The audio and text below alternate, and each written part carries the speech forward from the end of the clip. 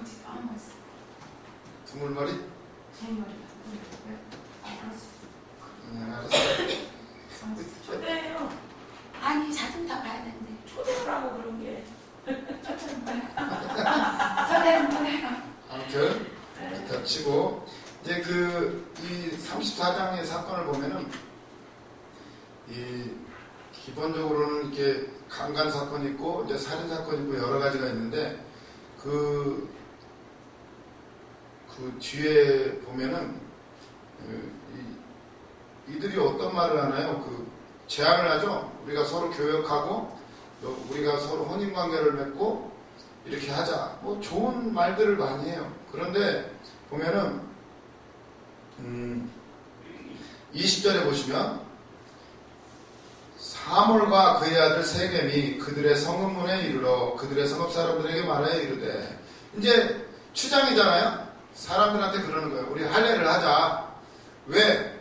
할례를 하면 어떤 이점이 있는지를 말해야 되죠. 그래야 혼인을 하고 또 여러 가지 일들이 이렇게 이 부분을 보면 그들의 속셈이 있어요. 그 뒤에 있는 속셈. 어떤 속셈인지 보면은 이게 중요해요. 이것 때문에 살인사건까지, 그러니까 이게 사람이 하는 것 같지만 결국은 어떤 면에서는 하나님이 하시는 일은 아니죠.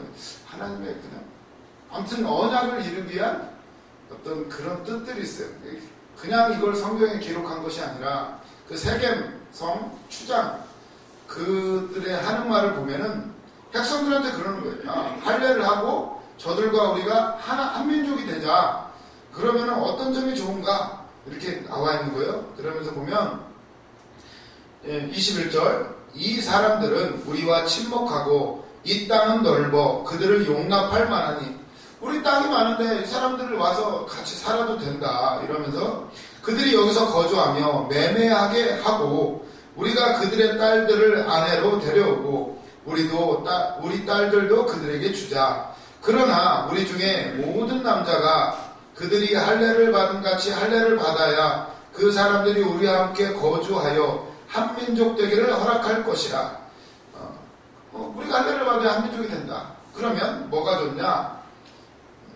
23절 이게 이제 그들의 속셈이에요. 그러면 그들의 가축과 재산과 그들의 모든 짐승이 우리의 소유가 되지 않겠느냐? 다만 그들의 말대로 하자. 그러면 그들이 우리와 함께 거주하리라. 이게 어떻게 보면 그렇게 하면 야 그까지 할래 해주자. 그러면 혼인 맺고 세월이 흐르면 어떻게 돼요? 이쪽이 더 크죠? 그러니까 야곱의 족속이 어떻게 흡수돼 버리는 거예요. 그죠? 다 해주자는 거예요. 그들이 원하는 대로 할래 그까지 하고 서로 혼인 맺고 세월이 흐르면 많은 쪽에 흡수돼 버리는 거죠. 그러면 저것들도 다 우리 거. 결국은 우리 거가 되는 거예요. 중국이 그렇게 하잖아요. 중국이 막 유치하고 들어간 기업들은 결국 다 내쫓아버리고 공장은 중국게 돼버리잖아요. 그런 식인데 지금 어떤 그런 거하고 지금 비슷해요. 결국은 보면 왜 이런 일들이 벌어졌는가. 아마 보면 이 강간 사건도 성경에는 다 나와 있지 않지만 아마 그런 정치적인 맥락이 있지 않았을까 이런 생각을 해보게 되고, 뭐 물론 그런 논문이 있는지는 모르겠어요. 그런데 아무튼 그냥 성경에 기록된 게 아니라 구속사적으로 보면은 이스라엘 민족을 통해서 예수 그리스도 세상의 구원자가 나와야 돼요. 그래서 하나님이 계획하셨고 큰 민족을 이루게 하시고 어떤 택한 민족, 하나님의 백성, 그 샘플을 많은 사람들에게 보여주려고 하는데 지금 그 일을 이루어지기도 전에 이 민족이 사라질 위기예요. 민족이 사라질 위기. 어쩌면 그냥 거기에 흡수되어 버리면 어떻게 되죠? 하나님 지금까지 아브라함을 택하시고 이삭에게 또 야곱과에서 그렇게 싸우면서 했던 게 뭐예요? 계속 구속사, 영의 사람, 하나님 택한 민족, 그걸 원하시는 거예요. 태초부터 그랬어요. 보세요. 가인과 아벨. 가인은 육의 사람의 대표예요. 아벨, 영의 사람의 대표예요. 그게 쭉 이어져 어떻게? 아브라함의 아들 이삭과 이스마엘. 이스마엘은 육의 아들, 이삭 영의 아들, 또 나뉘죠. 야곱과 에서.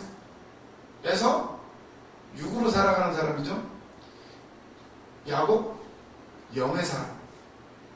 뭘 세상적으로 볼 때 누가 훌륭하냐, 누가 더 잘했느냐 잘못했냐 그 문제가 아니에요. 성경은 그게 아니라 누가 육에 따라 살아가는가, 누가 영을 추구하는가, 그 싸움이 계속. 그래서 우리가 기도하고 하는 거 다른 게 아니에요.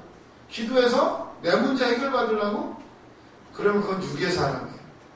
목적이 거기에 맞춰져 있잖아요. 그러나 우리가 이 고생을 하는 이유는 지금 나가서 일하면 얼마든지 밥은 먹고 살아요. 남들과 똑같이 되려고? 그 문제가 아니에요. 그게 아니라 우리는 이 순간에도 영의 사람으로, 하나님은 그 백성의 순수성을 유지하기를 원하셔요.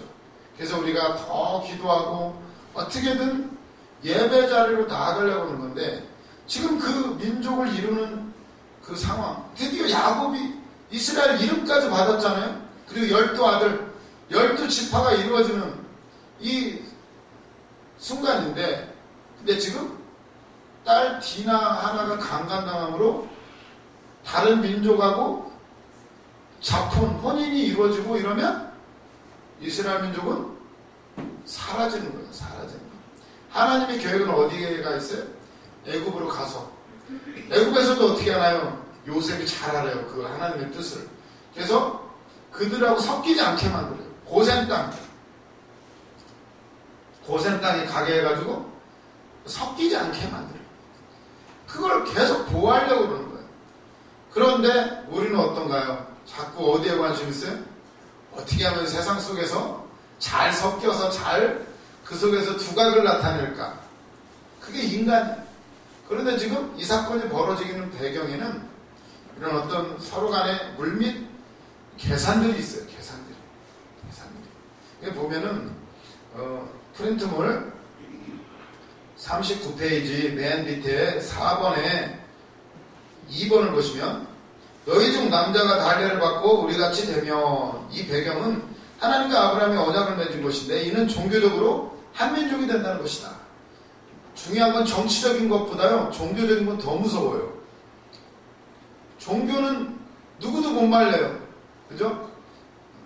근데 이게 지금 할례를 받는다는 건 아주 중요한 얘기인데, 그거를 지금 이상한 상황이 됐어요.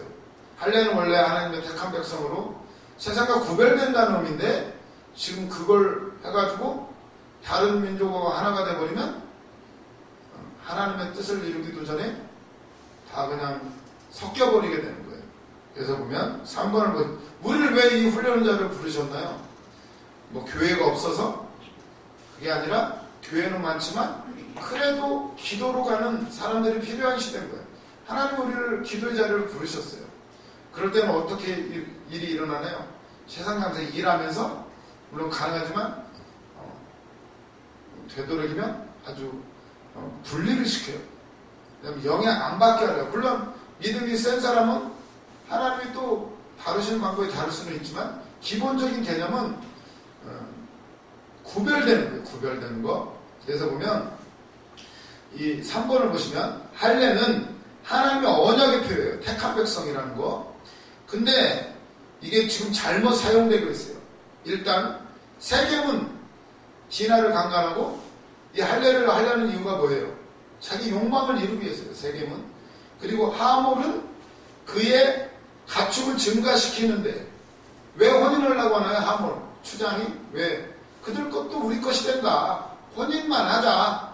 서로 아들, 딸 서로 혼인하고, 그리고 나면 저들의 것 우리 것이 된다. 이 계산을 하고 있어요. 목적이 딴 데 있어요. 할례는 그게 아닌데.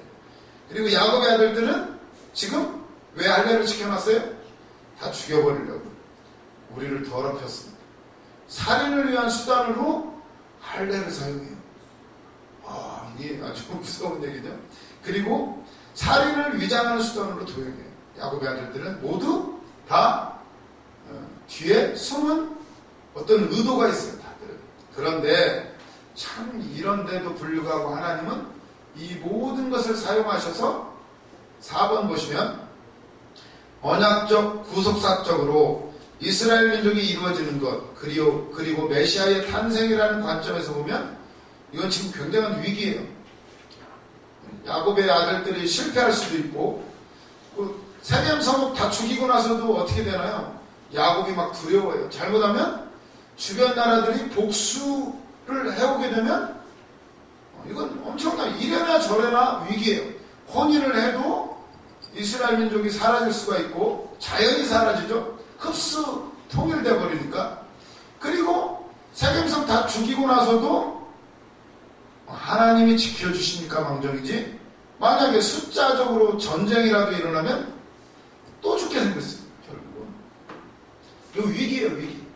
언약적 구속사적으로 보면 아주 위기의 상황이에요. 그런데도 불구하고 5번을 보시면 34장에서의 죄와 그 죄로 인한 여러 가지 사건들에도 불구하고 하나님은 여전히 야곱을 포기하지 않으셨고 여전히 그를 가르치시고 계속해서 아브라함과 한 언약을 기억하시고 그 언약을 이루어 가신다는 거예요.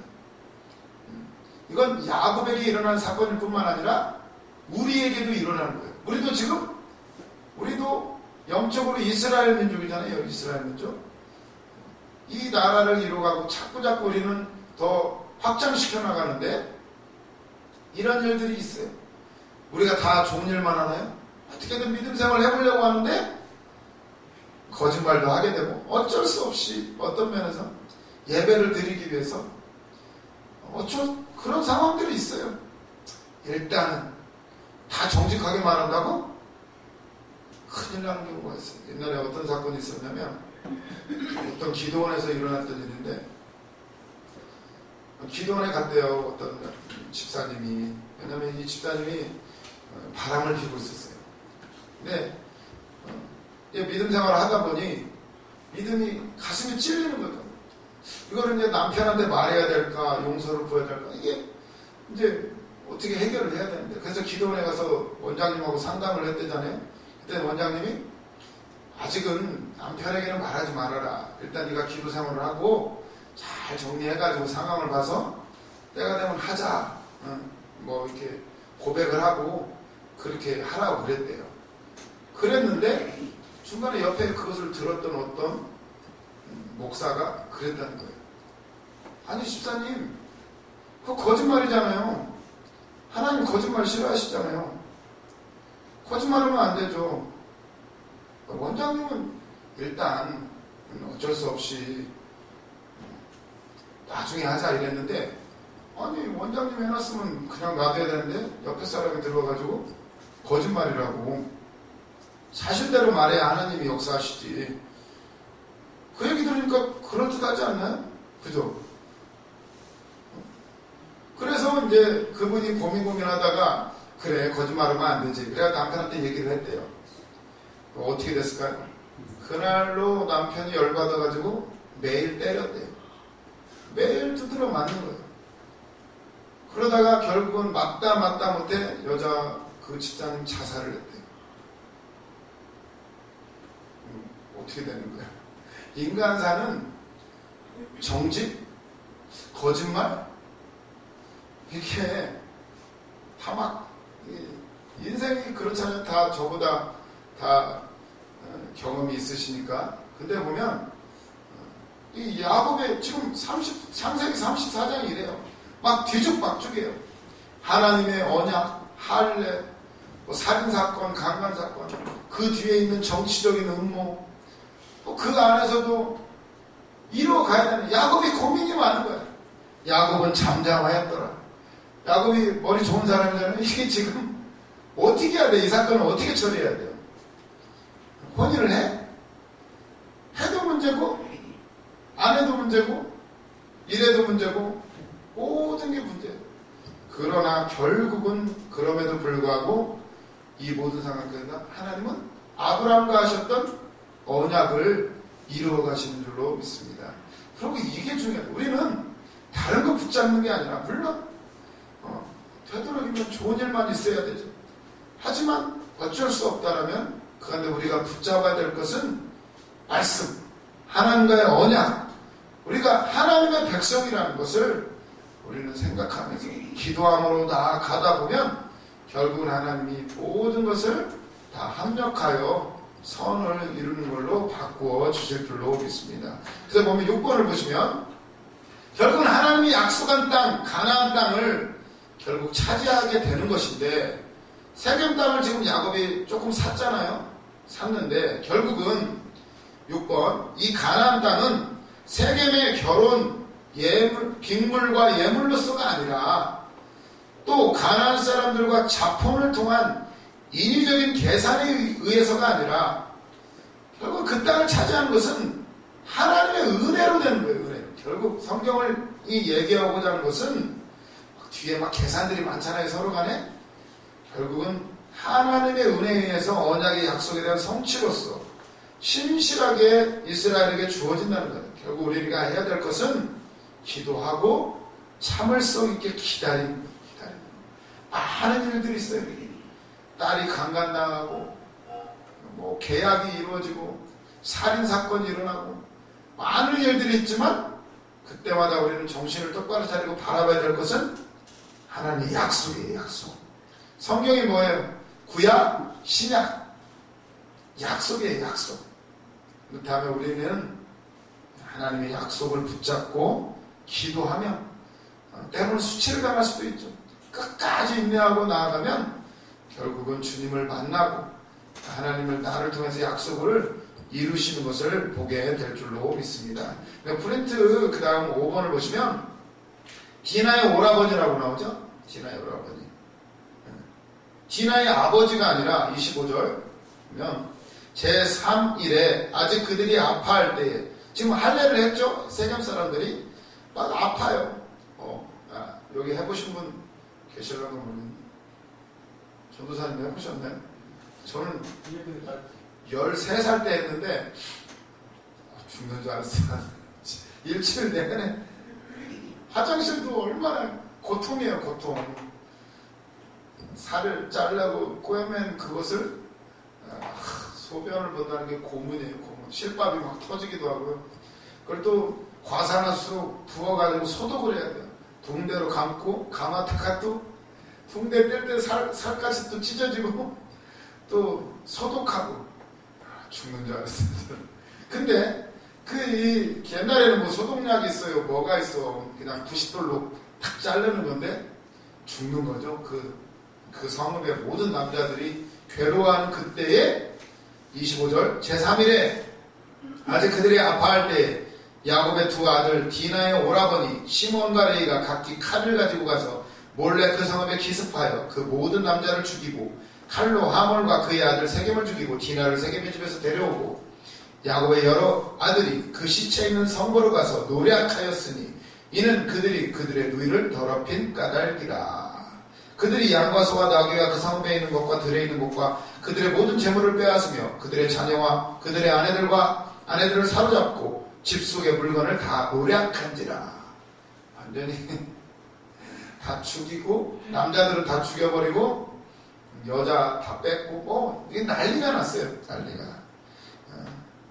근데 보면 근데 중요한 건 디나의 아버지가 아니라 디나의 오라버니가 나와요. 주체가 왜 야곱은 또 빠져요. 여기서 이걸 보면은 디나의 오라버니라는 표현 속에 함축하는 의미를 보면 이 가정에 갈등이 있다는 것을 어렴풋이 볼 수가 있어요.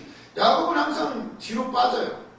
특히 레아의 아들들과 그 가정 사건에 의해서 보면 야곱은 레아를 사랑하지 않았고 또 그녀의 딸인 디나에게는 조금 지금 무관심해요. 지금 야곱이 죽었을 때 요셉이 살았을 때 난리가 나죠. 또 베냐민 좀 데려갔다 온다니까는 막 죽는다고 야곱이 난리를 치는데 근데 지금 딸이 강간을 당했는데 나중에 또 르우벤이 자기 아내와 잠자를 하는데도 그냥 어떤 행동을 취하지를 않아요. 그런 것을 보면 이 무관심, 미움보다 더 무서운 것이 무관심이라잖아요. 그래서 보면 당신의 디나의 상 야곱 때문에 어떻게 보면 이 모든 일들이 가정사에서 비롯된 것 같아요. 보면은 6번 보시면 야곱과 시몬과 레위 이렇게 써놨는데 야곱의 비난은 30절 보시면 사건을 벌이고 났더니 야곱이 난리가 났어요. 왜 니들이 나서가지고 지금 우리가 다 죽게 생겼다고. 30절에서 31절 읽어보면 야곱이 시므온과 레위에게 이르되 너희가 내게 화를 끼쳐 나로 하여금 이 땅의 주민 곧 가나안 족속과 브리스 족속에게 악취를 내게 하였도다. 나는 수가 적은즉 그들이 모여 나를 치고 나를 죽이리니 그러면 나와 내 집이 멸망하리라. 그들이 이르되 그가 우리 누이를 창녀같이 대우하며 옳으니까. 여기서도 우리 누이라고 그래요. 아버지의 딸이라고 말하지 않고 우리 누이. 이 표현을 보면 참 미묘한 뉘앙스가 있어요. 뭐냐면 지금 아버지는 누구를 사랑해요? 라헬을 사랑하고 요셉을 사랑하고, 그게 나중에 어떤 형태로 나타나죠? 채색옷을 요셉에게만 입혀놓고 그것 때문에 형들이 요셉을 미워하게 되는 그런 사태가 벌어지게 되는데, 이 모든 것들이 어떻게 보면 지금 이 가정에서부터 문제가 있어요. 그걸 보면 30절에 야곱이 시몬과 레이를 막 뭐라고 꾸짖는데, 그 말을 잘 보면은 야곱의 비난은 두려움에서부터 온 거예요. 어떤 두려움? 죽을까봐. 2번을 보시면 아들들의 대량 학살이나 할례를 오용한 것이나 세겜 사람들과 약속을 어긴 것, 그것을 꾸짖는 게 아니고 뭘 꾸짖어요? 디나가 강간 나온 것, 그걸 말한 게 아니에요. 가나안 사람들과 피가 섞이는 것, 이걸 말하고 온 게 아니라 그들의 행위의 결과로 죽을까봐, 보복당할까봐, 멸망할까봐. 그게 문제예요, 야곱은. 그러면서 3번 31절에서 당신의 딸 대신에 우리 누이라는 표현 속에 어떤 것을 읽을 수가 있어요? 가족 내의 어떤 갈등을 볼 수가 있어요. 갈등. 뭔가 지금 달라요. 어쩌면 야곱의 이런 무관심은 디나의 형제들이 시몬과 레위가 과도한 반응으로 하는 게 원인이 될 수가 있고, 르우벤이 비라와 통간했을 때에도 야곱은 이상할 정도로 침묵했다. 단지 이를 들었다. 이렇게만 표현을 하고 있어요. 그걸 보면 이 가정이 조금 정상적이진 않아요. 이런 상황이 있다는 거 보시면서 결국은 이건 어디에서 와요? 편애에서 오는 거예요. 편애. 어떤 자녀들이 있을 때 똑같이 돼야 되는데 그 중에서도 더 사랑스러운 자녀가 있는 것 같아요. 그런가요? 다 똑같이 사랑해요? 우리 어머니는 참 저를 더 사랑했어요. 아들이라. 옛날에 슈퍼를 잠깐 했는데 밤이 되면은 밤에 몰래 석기야 이리 와봐 이렇게 해가지고는 저한테만 매치 발을 줬어요. 우리 동생은 안 주고, 딸 그거보다도 저를 더 사랑했어요. 그게 참 지금 제 동생이 우리 부모님을 더 봉양하고 더 섬기는데 참 그렇게 매치가 매일 주고 그렇게 했어도 지금 아들 무시를 잘하고 있는지, 아무튼 그 모든 문제는 그 차별에서 차별. 다음에는 그래서 보면 이 가정이 이게 나중에 어디까지 연결돼요? 계속 연결돼. 계속 요셉을 편애한 거, 형들이 요셉을 막 팔아 넘기 죽이려고 했죠. 처음에는 죽여버리자 저걸. 그래야 상속권도 달라지니까. 근데 다행히 팔아 넘기고 모든 문제가 여기서 시작이 돼요. 그래서 보면 그것마저도 물론 다 하나님이 섭리하시는 건데, 그러면서 이제 35장으로 넘어가는 거죠. 넘어가게 되는데 지금 문제가 있어요. 이거 아주 잘못하면 이스라엘 민족이 지금 이제 멸망할 수도 있어요. 주변 나라들이 소문을 듣고 이런 거기서 굴러온 돌들이 박힌 돌을 다 빼버리고 난리가 난 거죠. 그런 엄청난 위기의 상황이에요. 그때 이제 35장으로 넘어가시면 35장 서론을 보세요. 34장에서는 하나님이라는 단어가 한 번도 안 나온다고 그랬죠. 강간, 살인, 약탈, 정치적인 음모 이런 얘기들만 쭉 나왔는데 35장에는 하나님이라는 단어가 무지하게 많이 나와요.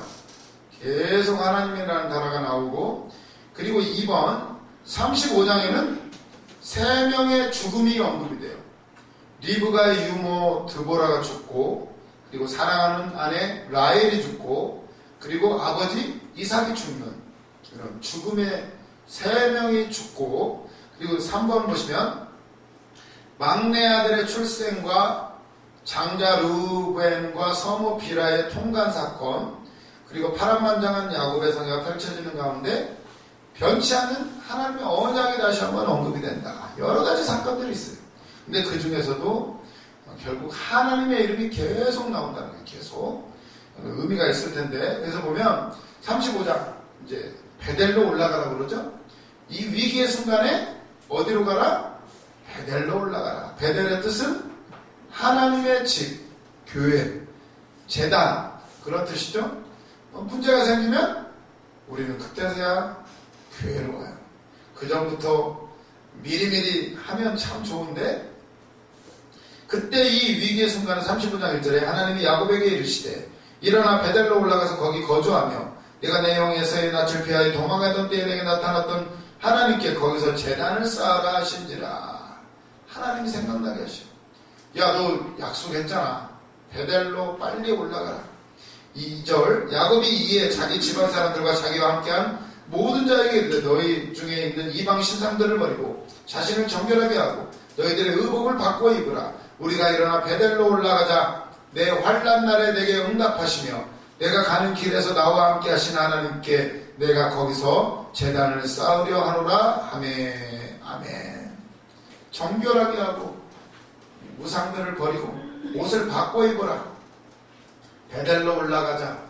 다시 한번 우리가 위기에 닥쳤을 때 우리가 생각해야 될 것은 은혜 받았던 기억, 옛날 체험들을 다시 생각하면서 우리 항상 기도의 자리로 올라가야 될 줄로 믿습니다. 그래서 그걸 보니까 우상이 엄청 많아요. 4절 보니까 그들이 자기 손에 있는 모든 이방 신상들과 손에 이방 신상들이 있고요. 자기 귀에 있는 귀고리들 야곱에게 주는지라. 야곱이 그것을 세겜 근처 상수리나무 아래에 묻고, 상수리나무가 참 많이 나오죠. 상수리나무 아래에서 예배드리고 또 하나님도 만나고, 여기서는 그 아래에다가 우상을 묻어요.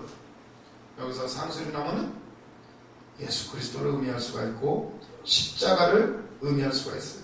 거기다 우상단지들을 다 묻고, 그리고 5절 그들이 떠났으나, 이렇게 예배를 드리고 났더니 어떤 일이 벌어졌어요? 하나님이 그 사면 거울들로 크게 두려워하게 하셨으므로 야곱의 아들들을 추격하는 자가 없더라. 아멘. 참 희한하죠. 야곱은 두려워했어요. 죽을까봐, 멸망당할까봐. 근데 거꾸로 오히려 하나님이 그들을 두려워하게 하셨대요.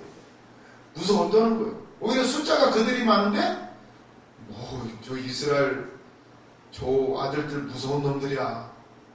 아니 저 조그만 숫자로 그 어마어마한 성읍을 그냥 멸종을 시켜버렸어요. 무섭죠? 갑자기 두려움이 임해버린 거예요. 잘못 건드리면 큰일 나. 그래가지고 오히려 쫓아오는 사람이 하나도 없었다는 거예요. 그런 걸 보면 프린트를 넘어가서 보시면 41페이지 3번 야곱이 하나님이 그 사면 거울들로 크게 두려워하게 하셨으므로, 야곱이 세상을 두려워했는데 사실은 세상이 야곱을 두려워하고 있었어요. 2번을 보시면 결국은 세상은 예수 믿는 우리를 두려워하고 있다는 거예요. 이번 코로나 사태도 어떤가요? 뉴스에서 다른 데 코로나가 터지면 별로 그렇게까지 비난하지 않아요. 근데 교회에서 몇 명 생기지도 않았는데 예수 믿는 것들 때문에 막 난리가 나요. 세상이. 웃기지 않아요? 왜 그럴까요? 우리를 두려워하기 때문에. 그 속에 있는 귀신들이 두려워하는 거예요. 그래서 보면 세상이 우리를 두려워하고 있어요. 그들에게는 보호자가 없기 때문에. 결국 코로나 때문에 죽을까봐. 우리는 죽어도 천국 살아도 천국. 근데 그들은 소망이 없어요. 소망. 죽으면 큰일 나는 거예요. 그러니까 어떻게든 안 죽으려고 하는 거죠. 그러니 우리가 세상을 두려워할 필요가 없고 저 사람들이 어떻게 생각할까? 그들은 결국은 우리를 두려워하고 있다는 사실이에요. 그 사람들은 죽으면 큰일 나요. 우리는 이래도 살고 저래도 살고 영원히 산다는 거예요. 그렇기 때문에 우리는 담대하게 나가야 될 줄로 믿습니다. 그래서 보면 그러고 나서 엘베델이다. 7절에 보면 그가 거기서 제단을 쌓고 그것을 엘베델이라 불렀으니 이는 그의 형의 낯을 피할 때에 하나님이 거기서 그에게 나타나셨음이더라. 아멘. 리브가의 유모 드보라가 죽음에 그를 베델 아래에 있는 상수리 나무 밑에 장사하고 그 나무의 이름을 알론바굿이라 불렀더라. 리브가의 유모가 죽었어요. 그리고 보면은 이 엘베델 뜻이 어떻게 돼요? 하나님의 집에 하나님 이런 뜻이 되는데 베델 하나님의 집이라는 뜻이 되죠.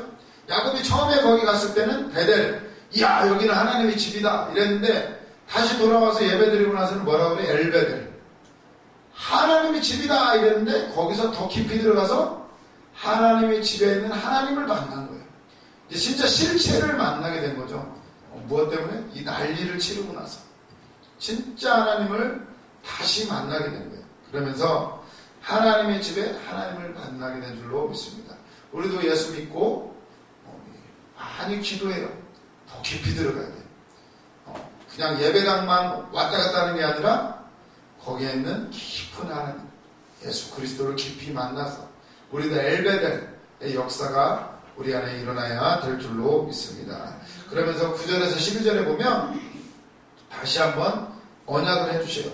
야곱이 밧단 아람에서 돌아오며 하나님이 다시 야곱에게 나타나서 그에게 복을 주시고 하나님이 그에게 이르시되 계속 하나님이라는 단어가 계속 나오죠.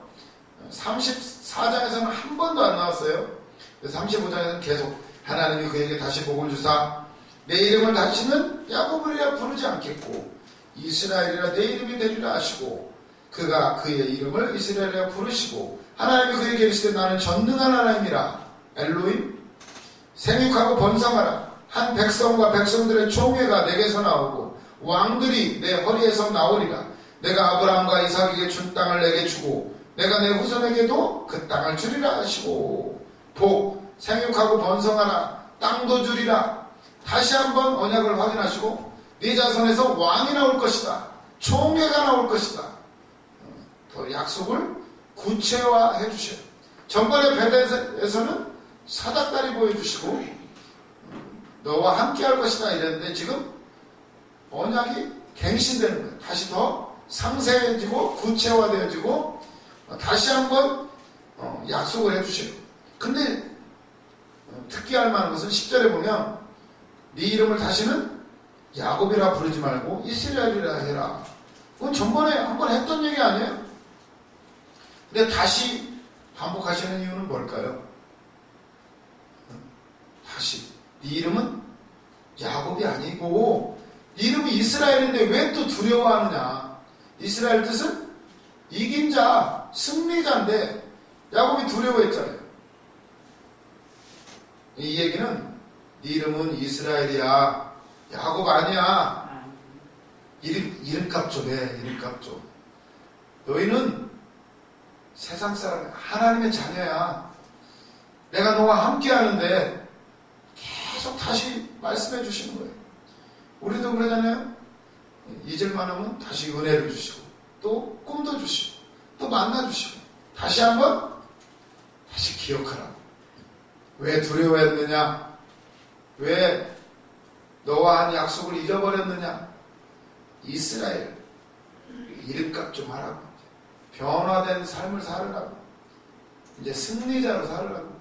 언제까지 맨날 뒤에서 전면으로 나서지 못하고 한번 나섰죠.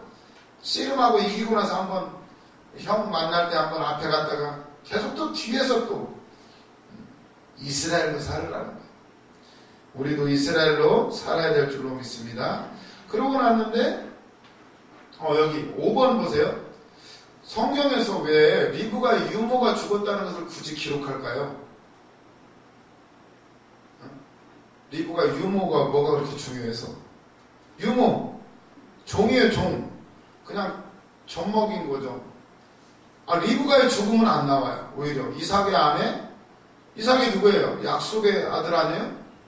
그의 아내 사라의 죽음도 나오고 라헬의 죽음도 나오고 다 나오는데 리브가의 죽음은 오히려 안 나와요. 그냥 죽었다고만 하지 뭐 어디에 장사되고 뭐 이런 언급들이 안 나와요. 근데 왜 리브가의 유모는 나오죠? 기껏 유모일 뿐인데. 그래서 굳이 생각을 해보면 책을 찾아봤더니 이게 나오더라고요. 그래서 보면 1번 야곱은 밧단 아람으로 떠난 이후로는 엄마를 못 봐요. 한 번도 리브가를. 그죠? 누가 엄마일까요? 리브가의 유모가 어떻게 보면 엄마의 그 유모를 보면 아마 어머니를 생각했을지 몰라요. 추측을 하는 거예요. 그냥 왜 굳이 유모 죽은 것까지 이렇게 기록을 할까 보면 계속 누가 하고 있었나요? 객지에 와가지고 누가 리브가의 유모가 아마 어떤 역할을 하지 않았을까. 이름까지 나오네요. 유모 이름까지. 기껏 종인데. 드보라요. 드보라. 야곱이 모친 사후 어머니를 생각하면서 지금 밧단 아람을 떠날 때 하란 떠날 때 유모도 데리고 나온 거죠 지금. 그죠? 그리고 2번 일개 유모에 지나지 않은 드보라의 죽음과 장지에 관하여 성경이 기록하고 있는 것은 성경은 누구를 기록하나요? 뭔가 다 이유가 있어요. 보면 아마 드보라의 삶이 하나님이 기뻐하실 만한 삶을 살지 않았을까 우리 이렇게 추측을 해봐요. 드보라 이름의 뜻이 뭐예요? 꿀벌이라는 뜻이에요. 꿀벌. 사사기에도 드보라 여선지 드보라가 나오잖아요.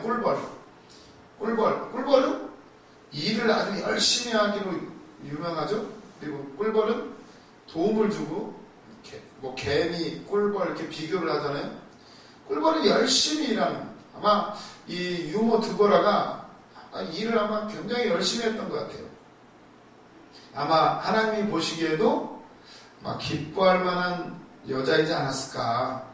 굳이 유모를 기록하는 이유 그렇게 생각을 해볼 것이고 3번에 보면 2대에 걸쳐 언약의 가문 야곱 집안을 섬겨왔던 드보라는 이삭 때도 섬기고 리브가하고 같이 왔죠. 그리고 또 야곱도 섬기고 야곱이 어려운 일과 위험에 직면할 때마다 그에게 아마 조언도 하고 기도도 해주고 그러지 않았을까.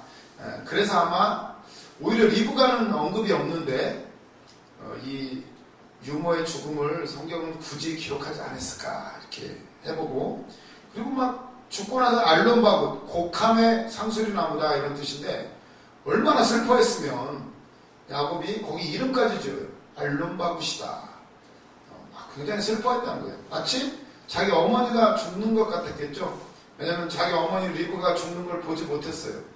그러니까 이 유모가 죽을 때 아마 굉장히 그런 기분이 아니었을까. 그래서 보면 그래서 4번을 보시면 그래서 죽음이 생략된 리브간을 대신할 인물로 드보라를 언급했다는 그런 견해도 있어요. 그리고 5번 야곱에게 있어 드보라의 죽음은 평생 못 잊고 그리워하던 모친에 대한 희미한 기억을 이어주던 마지막 연결고리의 단절과 어린 시절의 추억을 장사 지내는 의미도 있을 것이다. 근데 지금 야곱은 이스라엘로 바뀌고 지금 계속 새로운 사람으로 지금 나아가는 그런 순간에 있어요. 이제 과거를 어떻게 보면 다 정리하고 그 희미한 기억들 다 정리하는 의미가 있지 않을까. 곡한 울면서 떠나보내는 그런 의미가 있지 않을까 이렇게 우리가 한번 생각을 해보게 되는 거예요. 그래서 보면 그리고 나서 또 누가 죽어요? 라헬이 죽어요. 가장 사랑하는 아내 내 여자 중에서 누구 때문에 고생했는데 라헬을 좋아해가지고 고생을 했는데 라헬이 먼저 죽어요. 라헬. 그 레아의 이름의 뜻이 뭔지 아세요? 언니 레아? 들소래요. 들소. 아마 등치가 좋았는지. 근데 라헬의 뜻은 뭔지 아세요? 암양. 뭔가 조그맣고 이쁜 느낌이죠. 언니는 들쏘예요, 들쏘. 뭔가 라헬이 예뻤던 것 같아요. 근데 이 여자가 젤로 먼저 죽어요. 물론 그 드라빔 사건 훔쳤죠. 그걸 훔친 자는 죽음을 면치 못할 것이다. 야곱이 크게 말해버렸어요. 그래서 먼저 죽었는지 어쨌는지 아무튼 16절 보시면 그들이 베델에서 길을 떠나 에브라스에 이르기까지 얼마간 거리를 둔 곳에서 라헬이 해산하게 되어 심히 고생하여 아주 난산해요. 너무 힘들었나 봐요. 17절 그가 난산할 즈음에 산파가 그에게 이르되 두려워하지 말라. 지금 내가 또 등남아야 되리라. 아이고 두려워하지 마세요. 아들이요 아들. 그런데 죽어요. 너무 힘들어가지고 18절 그가 죽게 되어 그의 혼이 떠나려 할 때에 아들의 이름을 베논이라고 불렀으나 그의 아버지는 그를 베냐민이라고 불렀더라. 베논이 슬픔의 아들이란 뜻인데 베냐민은 오른손의 아들. 오른손은 능력, 힘을 의미하게 되죠. 이름을 바꿔줬어요. 슬픔인데 그거를 권능의 아들, 힘, 오른손의 아들 이런 뜻으로 바꿔줬는데 아무튼 라헬이 죽어서 어디에 장사 지냈다고? 에브라 베들레헴 길에서 장사되었고 이렇게 나오죠. 베들레헴이 어디예요? 뜻은 떡집. 베들레헴에서 누가 나와요? 예수님이 탄생하시는 곳. 여기서 라헬이 죽고 예수님이 탄생해. 뭔가 의미가 조금 연관이 있겠죠? 나중에 예수님 태어날 때 그 주변 아이들 다 죽잖아요. 또 뭔가 대가를 치르게 된다는 거 생각을 해보시면서 20절 야곱이 라헬의 묘에 비를 세웠더니 지금까지 라헬의 묘비라 일컫더라. 이스라엘이 다시 길을 떠나 에델망대를 지나 장막을 쳤더라. 이스라엘이 그 땅에 거주할 때 르우벤이 가서 그의 아버지 저 비라와 동침하며 이스라엘이 이를 들었더라. 이게 좀 아주 이스라엘이 또 들었더라. 지금 라헬이 죽었어요. 그런데 라헬의 종 비라를 르우벤이 건드려요. 그것도 어머니인데 라헬이 죽고 나서 그의 종을 건드렸어요. 뭔가 의미가 있지 않을까요? 르우벤이 왜 하필이면 라헬의 종 비라를 건드렸을까? 아마 이 속에 아마 많은 그런 어떤 한이 있겠죠. 르우벤도 장자인데 누구를 제일 사랑해요? 요셉을 제일 사랑해요. 이런 어떤 가정적인 문제도 있을 것 같은데 아무튼 그러면서 이게 나오게 되는데 프린트물 검은 동그라미 3번 라헬이 상고로 죽다. 야곱이 가장 사랑한 아내의 죽음 나오고 여기서 이제 죽으면서 이스라엘의 마지막 지파 12번째 지파 베냐민 지파가 탄생을 하게 되는 거죠. 죽음으로써 지금 12지파가 완성되는 것을 볼 수가 있어요. 근데 해산의 고통 지금 이스라엘 12지파가 해산의 고통 가운데 탄생하는 거예요. 어쩌면 교회에 나중에 신약에서는 그게 뭘로 되죠? 12제자가 되는 거죠. 12제자 해산의 고통 가운데 드디어 12지파가 완성이 되게 돼요. 베냐민 지파에서 누가 나오나요? 초대왕 사울이 나와요. 이것도 어떻게 보면 왕이 나오는 족보죠. 그러고 보니까 유다 지파에서 나중에 왕이 나오는데 여기 라헬의 아들 중에서도 왕은 한 번 나오네요. 그리고 나중에 어떻게 돼요? 신약에 와서는 베냐민 지파 사람 사울이 변하여 바울이 됩니다. 어떻게 보면 베냐민 지파 중에 베냐민, 유대인 중에 유대인이요, 바리새인 중에 바리새인. 바울이 신약의 역사를 큰 일을 이루죠. 어쩌면 이 베냐민 지파 신약에서는 되게 더 중요할 수도 있는데 아무튼 이 지파를 통해서도 하나님이 큰 일을 이루셨다는 거예요. 그래서 보면 4번 라헬이 죽은 베들레헴 떡집에서 예수님이 탄생하게 되는데 떡집에서 생명떡이 나오는 거죠. 베들레헴 떡집 거기서 생명떡 예수 그리스도가 탄생해요. 떡집에서 생명떡이 나왔다는 거 기억을 하시고 이래 보면 르우벤이 비라와 동침함에 이스라엘이 이를 들었더라.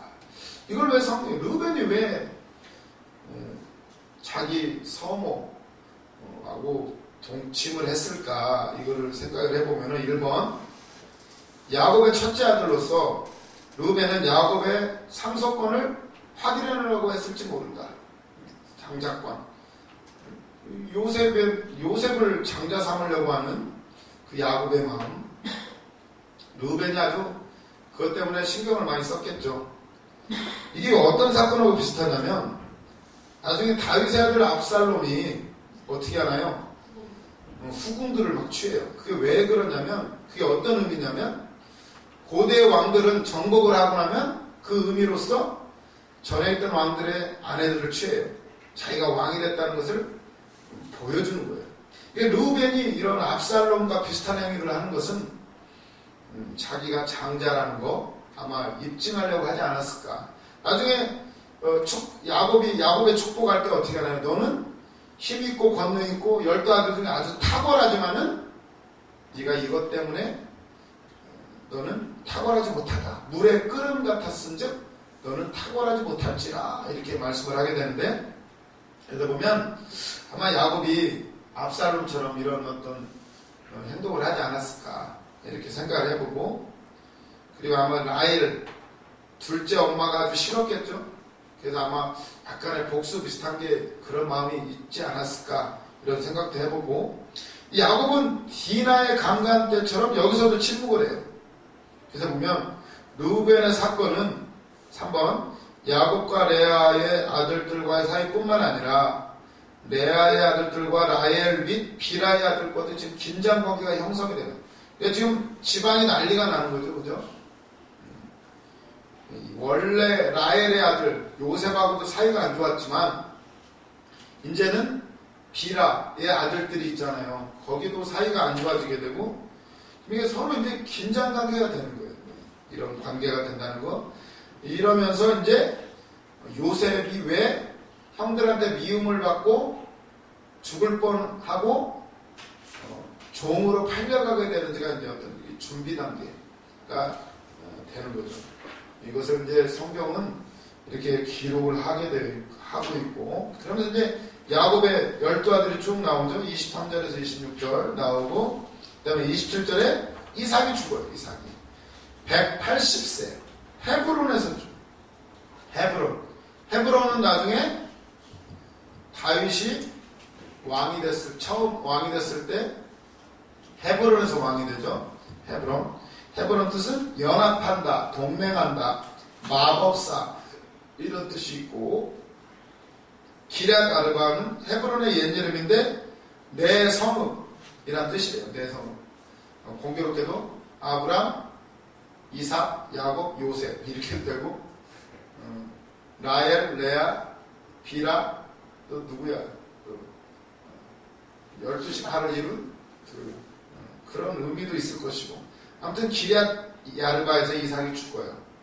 헤브론이라는 동네에서 죽게 되는데 그러면서 이제 36장으로 넘어게 돼요. 36장은 에서의 자손을 쭉 기록을 해놨어요. 굳이 에서의 자손까지 기록을 할까? 보면은 36장 1절 에서 곧 에돔의 족보는 이러하니라. 굳이 에돔의 족보를 쭉 기록을 했어요. 그러면서 쭉쭉 나와요. 다 어디에서 아내를 택하고 좀 이렇게 나오게 되는데 여기 프린트물로 대치를 할게요. 서론을 보시면 야곱이 선택되고 에서가 거절되는 것은 전적으로 하나님의 주권적인 선택의 결과이다. 에서는 에돔이라고 불려요. 에돔, 붓다 이런 뜻이죠. 붉은 팥죽 한 그릇에 몸도 붓지만 팥죽 한 그릇에 다 팔아 넘겼어요. 그냥 에돔 족속이에요. 이스라엘의 형제 민족이 되었는데 그런데 하나님은 에서에게도 은혜를 베푸셔요. 아주 많은 나라를 이루고 그리고 많은 왕들이 에서에게서도 나와요. 에돔 왕국이 이루어지고 에돔 왕국도 굉장히 큰 나라였대요. 옛날에 아주 좋은 땅을 차지하고 장사해가지고 아주 부자로 살았다는 거예요. 그리고 이런 걸 보면은 우리가 어떤 걸 보게 되냐면 3번 하나님이 택하시지 않은 사람들에게도 이렇게 풍성한 복, 이건 일반 은총이라고 그래요. 일반 은총. 이것을 주신다라면 예수 안 믿는 사람도 재벌들 많아요. 예수 안 믿는다고 다 가난하게 살아요? 하나님 그러지 않아요. 그들에게도 복을 주셔요. 그들에게도 비를 주시고 그들에게도 먹을 양식을 주셔요. 그렇다면 믿지 않는 자들에게도 은혜를 그렇게 주시는데 하물며 택한 백성에게 더 큰 복을 주시지 않겠느냐. 우리는 그걸 생각해야 된다는 거예요. 그리고 보면 2번 검은 동그라미 2번 에서의 자손 보시면 1절에도 에돔의 족보는 이러하니라 이렇게 나오죠. 근데 9절에는 세일산에 있는 에돔 족속의 조상 에서의 족보는 이러하고 왜 두 번이 나오죠? 보면은 1절의 족보와 9절의 족보의 차이점은 첫 번째 경우는 에서가 약속의 땅 가나안에 살았을 때 낳았던 자녀들이고 두 번째 세일 땅에서는 살 때 또 족보가 있다는 거예요. 그걸 이게 말해주는 거고 16절에 보면 그 중에 누가 나와요? 보라 족장, 가담 족장, 아말렉 족장. 아말렉 족속이 에서에게서 나와요. 아말렉이 누군가요? 나중에 보면 그것 때문에 예전에 사울왕이 다 죽이라고 했는데 안 죽이죠. 아말렉을. 그것 때문에 나중에 그 왕권까지 뺏겨있죠. 사울이. 왜 그렇게 하나님이 아말렉을 죽이라고 그랬을까? 나중에 아말렉에서 누가 나오냐면 그 어디죠? 저 에스더서에 보면 누가 나와요? 하만이 나중에 이스라엘 백성을 다 죽이려고 막 장대를 높이 달고 하나님은 알고 계셨어요. 아말렉 싹 죽이라고. 하나도 남기지 말라고. 근데 남겨놔요. 나중에 이스라엘 민족이 죽을 뻔하죠. 에스더서에서. 그런 거 기억하시고 세일의 자손 동그란 검은 동그라미 3번 세일의 자손 호리족속. 호리족속은 세일산에 에돔 족속이 거주하기 전에 있던 족속들이에요. 호리족속을 몰아내고 에돔 족속이 들어갔는데 나중에 이스라엘 족속 자손이 와가지고 에돔 족속을 다 내보내버려요. 그래서 보면 검은 동그라미 4번 에돔의 왕들 에서의 후손이 번성하는 동안 야곱은 아직도 12아들이에요. 12아들과 딸 한 명만 있다. 이런 일들이 벌어지는 동안 에서는 부족과 두목과 왕의 세대들을 만들어내고 있어요. 하나님은 분명히 야곱이 더 크게 된다고 했는데 오히려 빨라요. 에서의 자손이. 이삭과 야곱은 에서의 번창을 두고 의아해했을까? 우리도 그러는 거예요. 아니 하나님의 택한 백성들이 어쩌면 더 돈도 없고 좋은 차도 못하고 좋은 집도 뭐 자녀들이 공부를 잘하면 좋은데 공부도 못하는 것 같고 이러면 어떤가요? 지금 좀 고민